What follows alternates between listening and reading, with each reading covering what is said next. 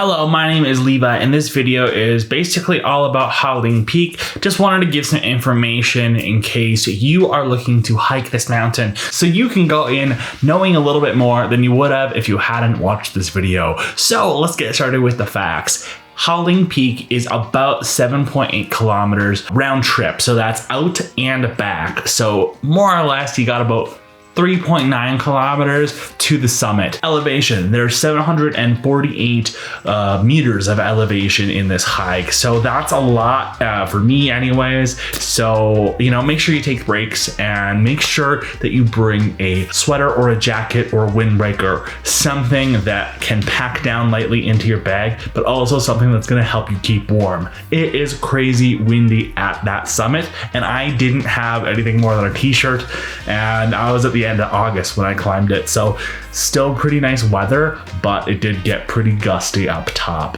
As for time, I've read that some people can get up there in 90 minutes and some may be able to do it quicker and some are going to do it slower. I personally, it took my sweet time, did a lot of breaks along the way, lots of photo sessions and stuff, and I think we took about 3 hours to get up. So, you could do this quickly, and or you could take your time and take all day if you want. In 2019, this trail was actually closed for renovations, and they've done an amazing job with reconstructing the path and making it better for hikers. So now there's all of these stone steps along the way, which makes it worlds easier to hike. And there's these wood staircases that they added in closer to the top. And this makes it a lot safer to travel up higher on the mountain.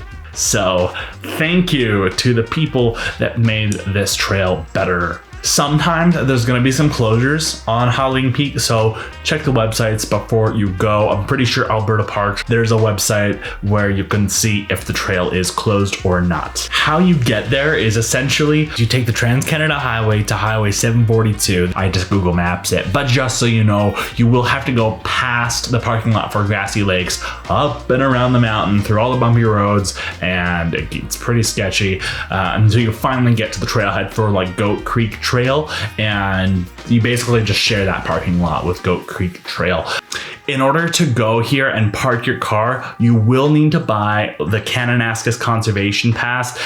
For me, I spent around $100 to get a 1-year pass. And I know nobody's happy about paying the fee. However, putting money into our parks is actually a really important thing, especially because over the last 40 years, things have kind of started to decay a bit, especially when you have people potentially littering and or destroying the natural landscape. Speaking a little bit specifically about the hike itself, showing the map on screen here, you can see that there's viewpoint 1, viewpoint 2, and you can see that the maintained trail will end once you get to the saddle. So once you are beyond that point, going from the saddle to the peak, you are scrambling. So make sure you bring good footwear. If you use hiking poles, definitely bring those. 100% worthy. I didn't bring mine and I regretted it. I like to bring gloves when I go out to places like that, just to protect my hands. As a guitar player and stuff, I gotta keep these things in good condition. Whatever, do what you will with that. A little bit of history on it. I'm not going to go super in depth. I just want to give a nod to Ha Ling, the original climber of this mountain. So basically way back in 1896 or something like that, basically someone made a bet with this guy and he was like, yeah, I'll take you up on that bet. And more or less the bet was something like, I bet you can't climb that mountain in less than 10 hours. And he was like, you're on. So he started up 7 a.m.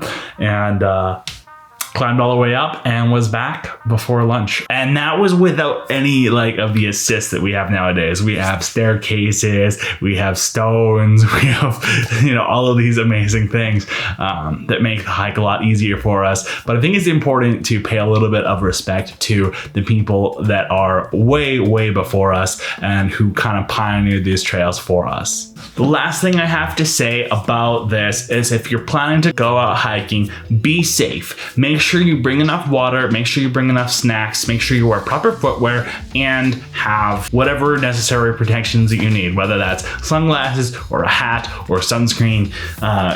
Be mindful, and make sure that, if you're prone to accidents, that you bring some first aid or something like that. You never know what's gonna happen. Also, don't be like getting super drunk or high on the trail. That's how people get hurt, and we don't want any of that. Hopefully you learned something. I definitely learned some stuff by kind of reading up about this and doing the hike myself, and I wanted to try to make this video to give back to the community. So if you are, looking to hike this for your first time, now you know a little bit more than you would have if you went in totally blind. Anyways, that's it. That's all. Safe adventures, everyone. Have fun out there and get back in one piece. If you like videos like this, let me know in the comments. And if you like my videos and like me, hit the subscribe button. I'd be happy to see you on the future videos, because more will be coming in time.